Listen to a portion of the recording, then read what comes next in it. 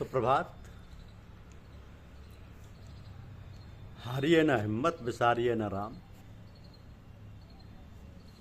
ये हमारी आज की आध्यात्मिक चर्चा का विषय। हारिए न हिम्मत, विसारिए न राम।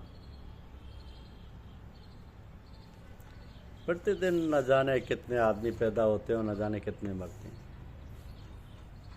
यह आदमी का पैदा होना और मरना हर वक्त हर दिन चलता रहता है। एक अनवरत प्रक्रिया है। फिर भी मनुष्य इसी को ज़्यादा तरजीह देता है। कोई पैदा हुआ तो किसी का ठिकाना नहीं खुशी का, कोई मर गया तो रोने धोने की सीमा नहीं। तो ये बात समझ में नहीं आती कि जब ये प्रक्रिया सृष्टि का अभिन्न अंग है तो फिर इसको इतना महत्व क्यों दिया जा रहा है। जमाने की रफ्तार अपनी तरह से यूँ कहें कि परमात्मा की मर्जी से चलती है, तो उसमें किसी का कोई दखल तो है नहीं। अगर दखल होता तो फिर न जाने कितनी परेशानियां और कठिनाइयों का सामना करना पड़ता। लोग यह भी खूब भलीभांति जानते हैं कि जब हमारा कोई बस नहीं, कोई दखल नहीं, तो फिर ये उठापटक कैसी। जीवन की जो घड़ियां जिसको जितनी प्राप्त हैं वो तो अपना काम करके ही समाप्त होंगी। इन्हीं सब बातों को सोच समझकर शांत होकर बैठे रहते हैं।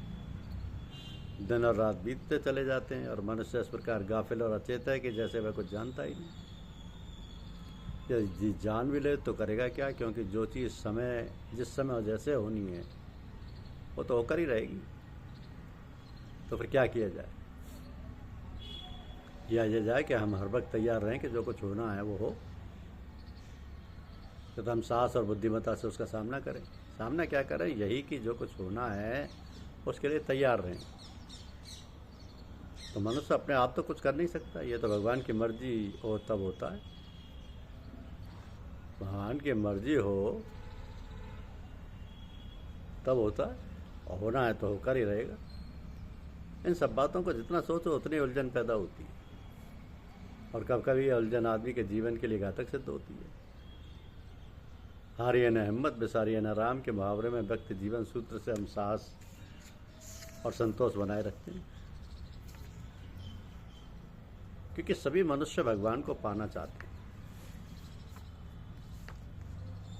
परंतु वो ये नहीं सोचते हैं, या यूँ कहिए कि वो ये नहीं जानते कि भगवान है क्या।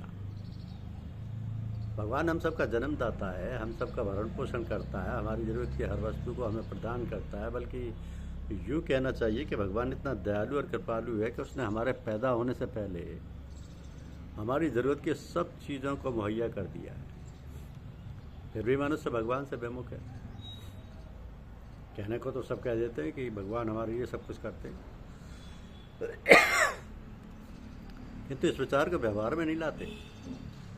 मतलब यह है कि जो हम कहते हैं उसके ऊपर अमल नहीं करते, वैसा अपना आचार विचार व्यवहार नहीं बनाते, तो फिर कैसे काम चले।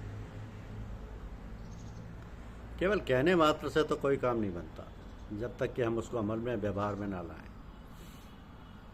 जीवन जीने की कला का अर्थ यही है कि हम जो सोचें विचारें वैसा ही मुख से बोलें, कहें और उसी प्रकार अमल करें, व्यवहार करें, तो फिर सभी काम बना बनाया है। फिर हमारे लिए कोई वस्तु दुर्लभ नहीं रह जाएगी।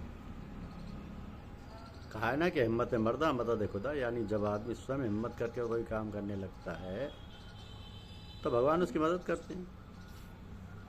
भगवान ने हमें जो क्षमताएं सुख सुविधाएँ दी हैं उनका जब तक हम ठीक से यथा समय यथाशक्ति प्रयोग ना करें तब तक उसका क्या मतलब है।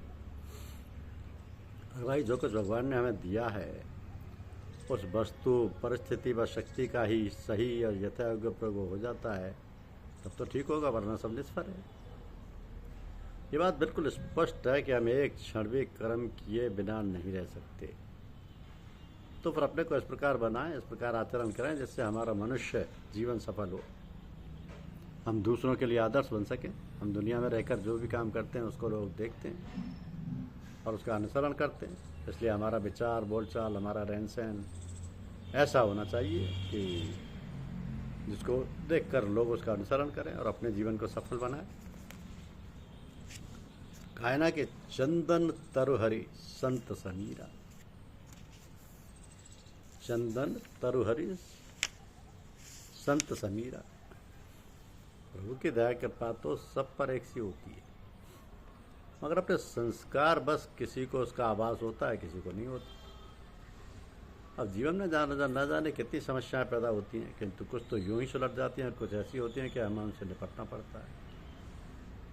निपटने का मतलब है कोई कोई तो इतनी कष्टदायक होती है कि लेने के देने पड़ जाते हैं। तो ये सब संसार का खेल है, भगवान की लीला है, उसकी माया है। भगवान तो अपनी ओर से किसी को कष्ट नहीं देते, परंतु अपने अपने कर्मानुसार लोगों को अलग अलग तरह से अपने भोगों का एहसास होता है। कुछ लोग ऐसे भी होते हैं जिनको कोई एहसास ही नहीं होता। सबके अपने अपने संस्कार है, उन्होंने तो जैसे ऐसे भोग भोगना ही है। तो जो समझदार हैं वह तो समझ बूझ कर और हंसी खुशी से भोग लेते हैं, किंतु जिनकी समझ नहीं है, जो मूर्ख हैं, वो तो रो रो कर भोगते हैं,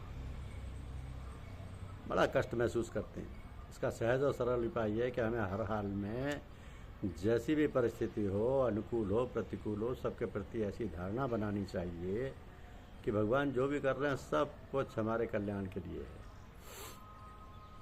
तो फिर ऐसा सोच लेने से हमें क्या कुछ भी एहसास नहीं होता है।